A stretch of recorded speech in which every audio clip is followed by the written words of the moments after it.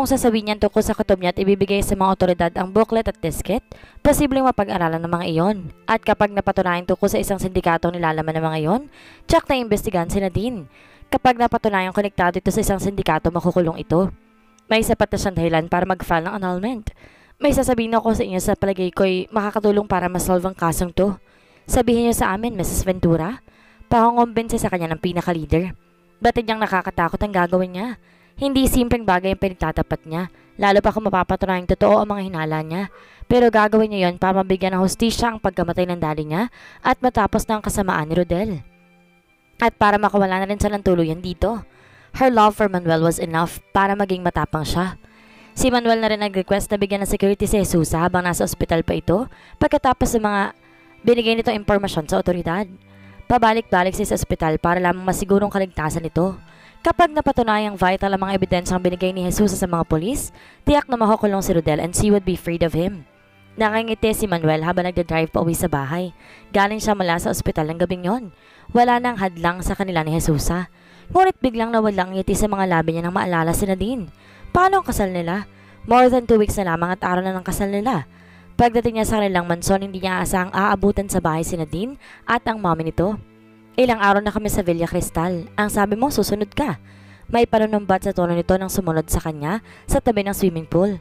I've been busy this past few days, Nadine. Paiwas na sagot nito. Palagi na lang yan ang alibay mo. Would you tell me honestly, balak mo pa bang ituloy ang kasal na to? Nagmumukha akong habol ng habol sa'yo, Manuel. Baka nakakalimutan mong hindi ko pinagpipilitan ng sarili ko sa'yo, hindi ba? Sarcastic na bali niya rito. Hindi mo nga pala ako pinilit. Yeah, I agree. Dahil hindi akong klase ng lalaki magpapapressure sa kahit na sino. Pero emotional blackmail ang ginamit mo sa akin, hindi ba? You must remember na nakumbinsi mo akong pakasalan ka dahil lang sa anak ko. Hindi niya gustong saktan si Nadine. Ngunit naramdaman niyang walang pupuntahan ang pagpapakasal niya rito. Huwag mong ipamukha sa akin that you don't love me, Manuel. Irespeto mo naman ang pride ko. In the first place, hindi ako nagubad sa harap mo. Ikaw ang gumawa ng first move. Lalaki ako. Nagpakita ka ng motibo. Kaya nga hinaharap ko ngayon ng konsekwensya. Sinarin lamang niya iyon kaysa lalo pa siyang masaktan ng pride nito. Gusto niya lang i-remind na 16 days from now, araw na ng kasal natin. Baka pati ang date makalimutan mo. Maigting na sabi nito. Gustong gusto niya sabihin ditong wala na siyang balak ituloy ang kasalang iyon. Subalit nagbitaw na siya ng salita. At pinalaki siya ng kanyang ama na may word of honor. Kaya gusto man niyang umurong, pinipigil siya ng prinsipyo. At yun ang malaking problema niya. Paano siya uurong sa kasal nang walang masasaktan? Naramdaman na lamang niyang nayakap na ni Nadine sa likod niya. Manuel, I'm sorry kung ngayon palang nagiging demanding na ako. Natatakot lang naman akong mawala ka sa akin. I need you. Our child needs you. Napatingala siya at natampal ang sariling noo. He loves Jesus so much. Nakasilip na sila ng pag-asa makakalas ito sa kasal nito kay Rodel. Pero pinangako na niya ang pangalan kay Nadine dahil sa anak nilang dinadala nito. God, what shall I do? Nakumpirmang isa sa mga pinuno ng isang malaking sindikato si Rodel ayon sa mga impormasyong laman ng booklet at disket na ibinigay ni Jesus sa mga otoridad. Ang mga pangalan pala nakalista roon ay mga miyembro ng isang sindikatong matagal nang pinaghihinalaan ng mga otoridad na nag-ooperate. Isang sindikatong dati ay sa smuggling lamang hinihinalang sangkot, ngunit lumawak at naging drug syndicate. May undercover agent ang inassign ng pamahalaan para kumpirmahin ang hinala sa operasyon ng sindikato, ngunit minala sa napatay ito. Ang booklet at disket ay nagbigay ng linaw sa 5 sindikato. Ang nakalista roon ay mga pangalan ng mga miyembro, mga lugar kung saan ibinabagsak ang mga sangkap sa paggawa ng pinagbabawal na gamot, at pangalan ng mga distributors sa iba't ibang lugar sa Pilipinas. Sa palagay niyo, Mrs. Ventura, bakit nasa pag-iingat ang mga ito ng iyong ama? Tanong sa kanya ng isang opisyal. Gusto kong maging miyembro ng daddy ko sa grupo ni Rodel. Siguro ibinigay ang mga yan sa kanya para pag-aralan at pakilala ang mga taong makadil niya at para malaman ang operasyon ng sindikato. Alam niyo bang napakalaking tulong na inilabas mong booklet at disket para sa investigasyon namin? Nasa disket pati ang location ng 2 planta nila kung saan ginagawa mga pinagbabawal na gamot. Isa sa Luzon at isa sa Mindanao. At positibong sinasagawa naming raid kagabi. Daan-daang kilo na recover namin. Marami ring sangkap sa paggawa nito. At sa isang warehouse sa Visayas, hindi lang mga pinagbabawal na gamot ang na-recover namin, kundi mga baril. Kinilabutan si Jesusa. Bagamat may kutob na siya, hindi pa rin niya akalaing ganun kahalaga ang mga impormasyong laman ng booklet at tinuturing na blue na mabubunyag ng sindikato. At hindi niya alam na ang disket ang iba pang sikreto ng sindikato. Ganoon pala kasama ang lalaking pinakasalan niya. Sa likod ng pagiging generous at dissenting anyo ni Rodel, isang monster ang nakatago. Na mga sumunod na araw, naging headline news ang tungkol sa mga raid na sinagawa sa mga hinihilalang warehouse at planta. Lumika na malaking iskandalo tungkol doon dahil sa ang mga pangalan ng ilang prominenteng pangalan tulad ng ilang police officials, ang pangalan ni Rodel at ni Congressman Ezekiel Manzano. Ang ilan pala sa mga ito ay matagal na ring under surveillance dahil lang may kaugnayan sa sindikato ng ilegal na droga sa Pilipinas. Minsan ang pinaghinalaan si Rodel Ventura na pagiging drug cuddler ng governor pa ito. Ngunit dahil sa kakulangan ng ebidensya, hindi ito makasuhan. Pero ang isang pangalang hindi inaasang makikita sa listahan ng mga pinuno ng sindikato ay si Congressman Ezekiel Manalo. Nanoon niya lamang kapatid pala ni Manuel. Napanood niya sa isang news program ang magpatid kaya nalalaman na kapatid ni Manuel ang congressman. God knows, wala akong alam sa sindikatong yan. Maraing tanggi ni Congressman Ezekiel Manzano sa media people na dumagsa para interviewin ito. Hindi ko kailangan sumali sa sindikatong yan para magkaroon ng pera. Kilala niyo naman ang pamilya ko. This is ridiculous. I know my brother. Sabi naman ni Manuel. Hindi niya sisirain ang pangalan namin. Kung sa bagay, mahirap paniwala ang sangkot si Congressman Manzano sa drug syndicate na yan. Sabi ng polis mo manabantay niya sa ospital. Irespetado ang pangalan ng congressman na yon, pati na ang buong pamilya Manzano. Hindi ko alam na kapatid ni Manuel ang Ezekiel Manzano na iyon. Does it mean na nakaladkad ko pa ang pangalan nila sa kahiyan? Jesus! Baka magalit pa sa akin si Manuel. Hindi niya akalaing pati ang pamilya ni Manuel ay masasagataan sa ginawa niyang pagbubunyag ng mga tinatagong ebidensya ng kasama ni Rodel. Forgive me, Manuel. I didn't want this to happen. Hindi ko gustong masaktan ng pamilya mo. Of all people, bakit ang pamilya pa nito nakaladkad niya sa iskandalo at sa mga ebidensyang ibinigay niya sa mga otoridad? Paglabas ng ospital, agad na tinuloy ni Jesusa sa isang safe house ng NBI. Alam ng mga otoridad na malalagay sa panganib ang buhay niya dahil sa mga nilabas niyang ebidensya. Ginawa siyang state witness sa sinilalim sa Witness Protection Program ng pamahalaan. Galit na galit si Manuel dahil sa pagkakadawit ng pangalan ng kanyang kuya Kiel sa mga ebidensyang nilabas ni Jesusa. Pagkatapos mahilang pangalan ng pamilya nila, pinutakta na ng media ang bahay nila. Maging ama nila hindi nakaligtas sa mahilang pangalan sa eskandalo. See? Sinabi ko na sa iyo, Manuel, that woman would only mean trouble. Tingnan mong ginawa niya, pati ako dinadawit na sa gulong to. Galit na sabi ng kanyang kuya habang magharap sila mag-anak sa living room. Ang mama at papa nila na apektado sa eskandalo, ang bunso nilang kapatid at ang asawa at anak ng kuya niya. Napayo ko si Manuel. Hindi niya masisisi ang kanyang kuya kung bagsakan sa nito ng sisi. I did not expect she can do this. Paliwanag niya sa buong pamilya. Linisin mo ang pangalan natin, Kiel. Humihikping sabi ng mama nila. Panay ang iyak nito. Halos ayaw na nitong lumabas ng bahay dahil sa kahihiyan. Patunayan mo sa kanila na nagkamaling babae naglabas sa mga ebidensyang yon. I will, ma. And I have a feeling na fabricated lang ni Jesus ang mga yan sa mga ebidensyang yon dahil gusto niyang makulong si Rodel. Napilitan lang siya magpakasal dito. Si Manuel ang gusto niya, kaya gumagawa siya ng paraan para matakasan si Rodel.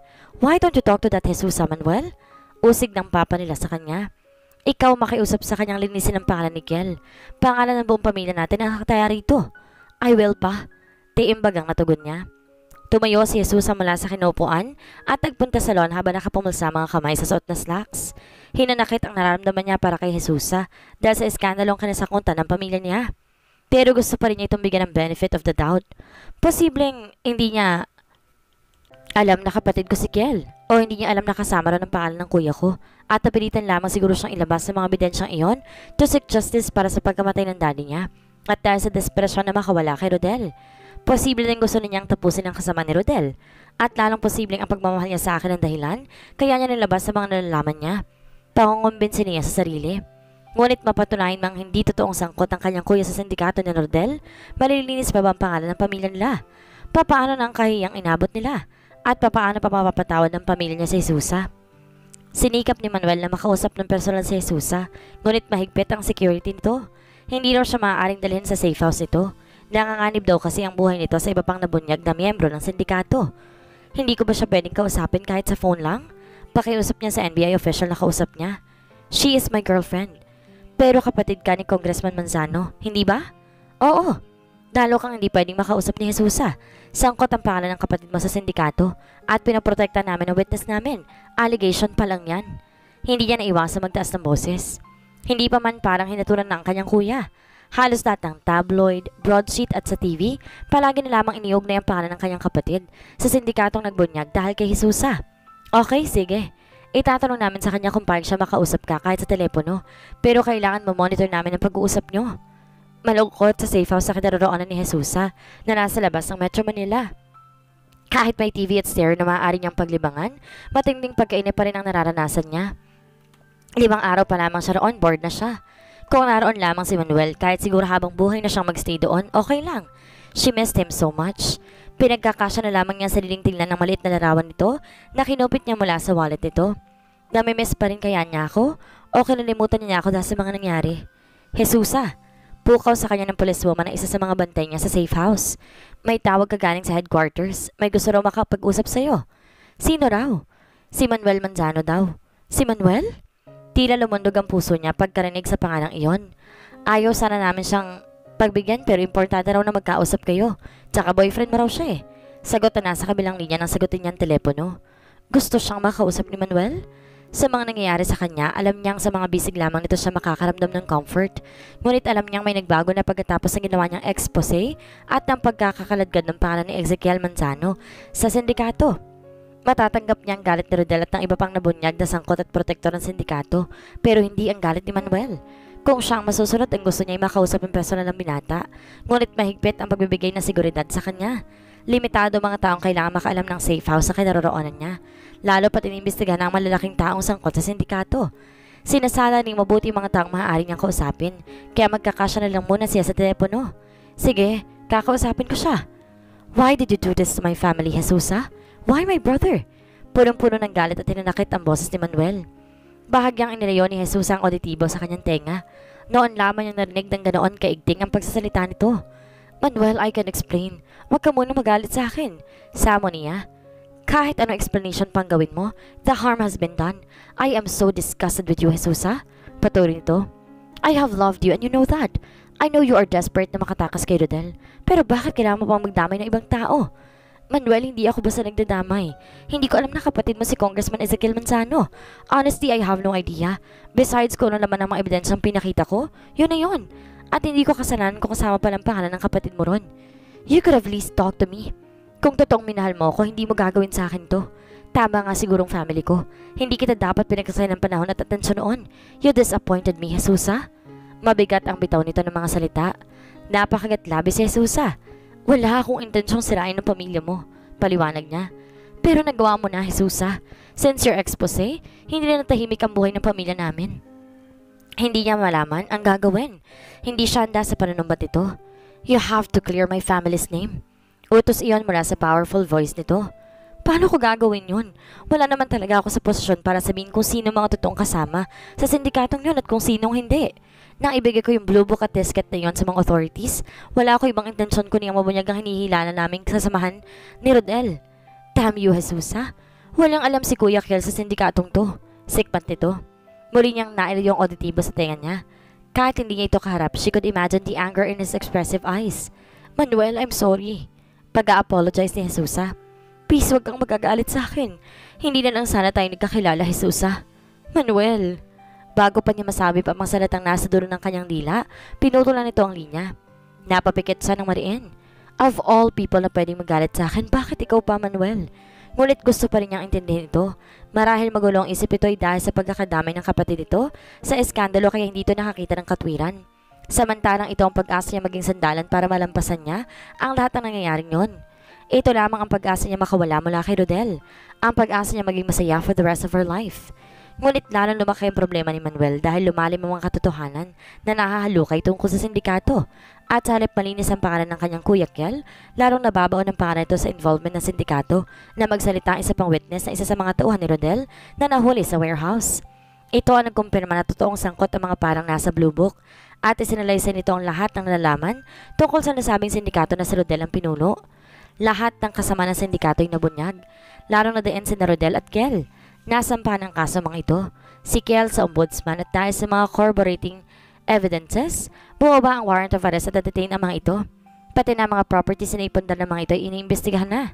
Hindi makapaniwala si Manuel na madidiin si Kiel sa eskandalong iyon. Hindi siya naniniwalang sangkot ito sa sindikatong yon. He was a respected man. Kasalanan mo to, Jesusa. Naikayom ni Manuel ang kamay niya dahil sa puot sa dalaga na nagsimula ng lahat ng iyon. At hindi nakayanan ng mama nila ang eskandalo. 4 na araw bago ang kasal nila na din, inatake ito sa puso. How is she? Humahango sa tanong ni Manuel ang sumugod siya sa ospital. Galing siya ng Intelligence Division ng Krame. Personal niyang inasikaso ang pagkakahuli sa kanyang Kuya Kel. Malakas na pag-iyak at sinagot sa kanya ng Tita Lauren niya.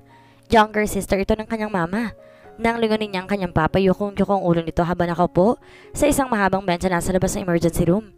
Ito ang nilapitan niya. Pa, how's mama? Bagamat kinakaba na si Manuel sa maaaring isagot ito, nagbabaka sakali pa rin siya, hoping against hope na wala nangyaring masama sa kanyang mama. Ngunit nang mag-angat na mukha ang papa niya, iluhaan din to. Hindi masukat ang pagdadalamhati sa mukha nito. Kinabig siya nito. Pa, she's gone, son. Sabi nito sa galgal na tinig. Hindi na niya nakayanan ang lahat. Gone? Halos bumingi sa kanya ang delegasyon ng iyon ng kanyang papa. At isang tao lamang sinisisi niya sa lahat ng iyon. Si Jesusa.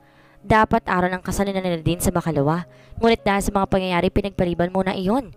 Nakakuyom ang mga kamuang ni Manuel habang kausap ang kanyang Kuya.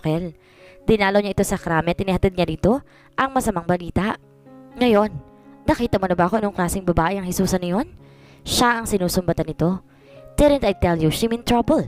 Dahil sa nangyari sa inyo, naggawa niya ipahamak pati ang lalaking pinakasalan niya at wala siyang pakialam kahit sino pang madawit.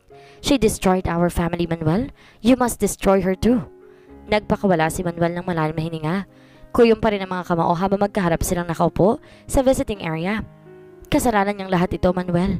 I know you will agree with me. Sabi pa nito, kapag nakalabas ako rito, I would kill that woman. Hindi rin siya kayang patawarin, kuya. Dapat lang. I said destroy her. Wala siyang karapatang manggulo ng natahimik na pamilya. Muli nang makilala mo siya, tingnan mo ang nangyari sa atin. Nakakulong ako rito at si mama. Lalong humigpit ang pagkakakuyom ng kanyang mga kamao. Gusto kong lumabas dito, Manuel. I want to see mama. Malungkot itong dagdag. Halos madurog ang puso ni Manuel sa naramdamang awa sa sitwasyon nito. Alam niyang hindi ito dapat makulong. Kilala niya ito, isang mabuti at parehas sa tao. Nasihinagap niya hindi sumagi sa isip niyang masasangkot ito sa mga illegal activities para na magkaroon ng pera. Ang mga kumpanya sa ilalim ng Manzano Group of Companies, kabilang sa pinakamalalaking kumpanya sa Pilipinas. Ang food nila kabilang sa top 20 companies sa bansa. At alam niyang hindi ilalagay ni Kel sa malaking kahiyan ang kanilang pamilya. Help me, Manuel. Lumapit ka sa mga taong dapat lapitan. I should not be detained here. I will do everything, Kuya Kel. Don't worry. Matapos ng interment ni Mama, uubusin ko ang oras ko to get you out of this mess.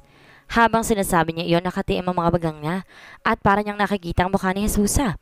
Kung gaano kadali niya itong minahal, ganon din sa kadaling napuot dito. Hindi siguro nakayanan ni Mrs. Manzano nangyari kaya inatake Jesusa. Malungkot na pagbabalita ni Pilar sa kanya nang dalawin siya nito sa safe house. Kabilang ito sa mga pinayagan ng authorities na makadalaw sa kanya. Isang malungkot na buntong hininga ang pinakawalan niya. She could just imagine the hatred na alam niyang nararamdaman ni Manuel para sa kanya na mga sandaling iyon. Bakit ba hindi pinaglayo sila ng mga pangyayari? Silulipan niya ang tabloid ng headline ay tungkol pa rin sa koting sindikato. May kuharong inaresto ng mga pulis si Congressman Ezekiel Manzano. Binigyan siya ng wary look si Pilar. Ano ba tong ginawa ko, Pilar? Lalo yatang lumaki ang problema. Pati ang pamilya ni Manuel na damay. At galit na galit siya sa akin ngayon. Hindi ka dapat makaramdam ng guilt. No! Tama lang ginawa mo. Komento nito habang inaayos sa mesa ang dala nitong mga pagkain. Isang maliit na bilaon ng pansit na labon at sopaw na bola-bola na alam nitong gustong-gusto niya. At kung may mga nadamay man, hindi mo kasalanan yon. Besides, anong malay mo kung talagang sangkot si Congressman Manzano sa sindikatong yon at pilit naman niyang dire-deny dahil nahihiya siya sa pamilya niya. Pilit siyang umiti. Lumapit siya sa kinaroroonan ng kanyang kaibigan at siya ang kumuha ng 2 plato at baso. Kompleto ang safe house sa kinaroroonan niya. May kitchen, living room at 2 bedrooms. Thanks for that vote of confidence, friend. Tinamaan ka talaga sa Manuel na yun, oh. Palunokso pa nito sa kanya. Nakapwesto na sila sa harap ng 4-seater dining table. Obvious ba? Mapapasok ba ako sa gulong ito kung di dahil sa pagmamahal ko sa kanya? Heroine ka nga kung tutuusin. Biruin mo, kaya pala lumalala ang problema sa illegal drugs ito sa Pilipinas dahil sa mga sindikatong katulad niyan. At malalaking tao pa mga miyembro, ha? Kaya pala malakas na loob na mag-operate. O di, istariray ka ngayon? Bida ka sa lahat ng news. Tuwang-tuwa sa'yo pati si Madam President. Pero hindi si Manuel. At yun ang nagpapahirap sa kalooban niya. Biruin mo, ang sama-sama pa ng lalaking pinakasalan mo? Come to think of it, baka ang langit ang gumawa ng paraan para makatakas ka kay Rodel. Pero natatakot ako sa kanya, Pilar. Sabi ng security ko rito kahit nakakulong si Rodel, malamang kumikilos sa mga tuwan niya at ibang sangkot sa sindikato para ipapatay ako. Balak nga nilang ilipat ako sa ibang safe house this week at hindi na ako pwedeng tumanggap ng bisita maliban sa mga immediate families ko. Pero ang tita Flora mo na lamang ang nasa Iligan at ang pamilya niyang may tuturing mong pamilya. Who will take care of you? Si Manuel sana, pero dahil sa nangyari, lalo na sa pagkamatay ng mama niya, para ko na nakikitang galit niya sa akin. Forget him, Jesusa. Lalo lamang magugulang buhay mo. Payo nito sa kanya. Kumain na lang tayo, okay? Forget Manuel. Para namang galon kadaling gawin yon. Dahil sa paglabas ng baho ni Rodel at pagkakasangkot na kapatid ni Manuel, ito na kaya ang simula para tuluyang kamuhian ni Manuel si Jesusa? Mapatawad pa kaya ng binatang babaeng sa unang pagkikita ay minahal na niya? Yan ang ating aalamin sa susunod nating kabanata.